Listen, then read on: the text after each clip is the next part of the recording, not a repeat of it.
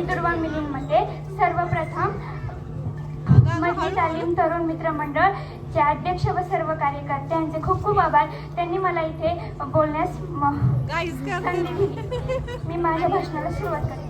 आदिशक्ती तुळजाभवानी, आदिशक्ती आदि मायेचे मांगल्य वात्सल्य माणसाला जन्माला घेऊन येणारी राजमाता राष्ट्रमाता जिजाऊ माँसाहेब हिंदुस्थानाचे आराध्य दैवत छत्रपती शिवाजी महाराज, ज्यांनी या मातीला या मातीच्या कणाकणाला शेवटच्या श्वासापर्यंत कसे लढावे हे शिकवणारे आपले छत्रपती संभाजी महाराज, या तिन्ही मानवी बुद्धींना मी वंदन करून माझ्या भाषणाला सुरुवात करते. स्वराज्याचा जिने घडविला विधाता, स्वराज्याचा जिने घडविला विधाता, धन्य ते स्वराज्य धन्य जिजामाता, धन्य ते स्वराज्य धन्य जिजामाता. जिजाऊंचा जन्म 12 जानेवारी 1598 रोजी बुलढाणा जिल्ह्यातील सिंदखेड राज्य येथे झाला. त्यांच्या आईचे नाव मासाबाई तसेच वडिलांचे नाव लखोजी जाधव. जिजाऊंना लहानपणापासूनच रणनीती आणि युद्धनीतीचे शिक्षण मिळाले. तलवार, भाला, दांडपट्टा यात त्या पटाईत होत्या.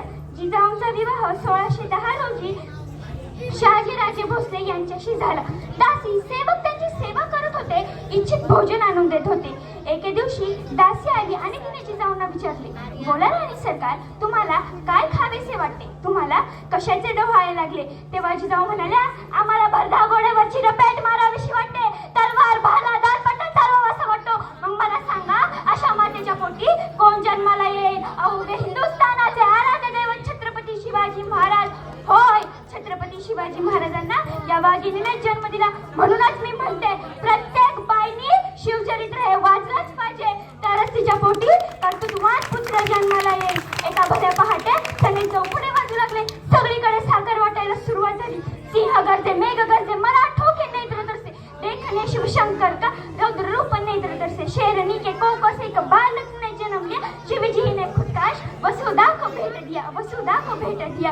हर पर्वत पर उत्सव, हर पत्थर पर उत्सव, हर खिला पर उत्सव, हर घर घर में उत्सव. अशा वातावरणात छत्रपती शिवाजी महाराजांचा जन्म झाला. छत्रपती शिवाजी महाराज जिजाऊंच्या संस्कारात वाढत होते. त्यांनाही लहानपणापासून रणनीती आणि युद्धनीतीचे शिक्षण देण्यात आले. एके दिवशी शहाजीराजे कर्नाटकीच्या स्वारीला निघाले.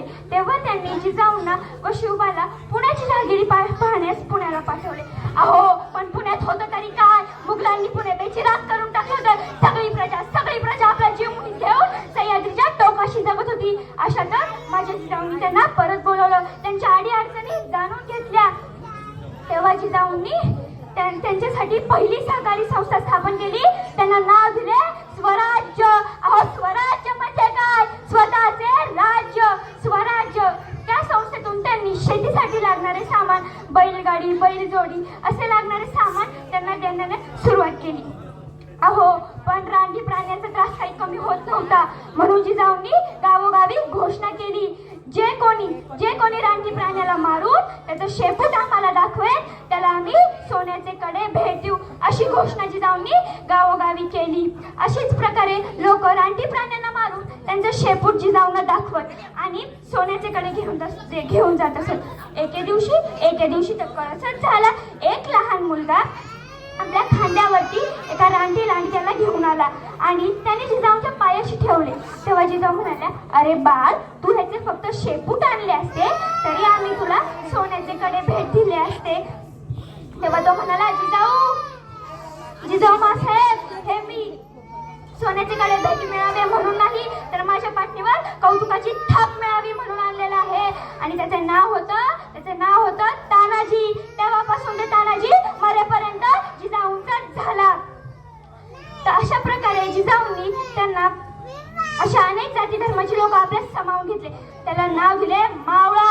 अहो, मावळा म्हणजे काय? जो आपल्या मातीसाठी शेवटच्या श्वासापर्यंत लढतो, तो म्हणजे मावळा. आपल्या जीवाची पर्वा न करता मोहिमेवरती जातो, तो म्हणजे मावळा. जिजाऊंनी व शिवरायांनी अशा प्रकारे स्वराज्याची स्थापना केली. म्हणूनच मी म्हणते, दिल्लीच्या छताडावर अभिमानाने डोले भगवा, दिल्लीच्या छताडावर अभिमानाने डोले भगवा. राज निर्मिला रहे त्याचे मराठी धर्म जागवा, मराठी धर्म जाग.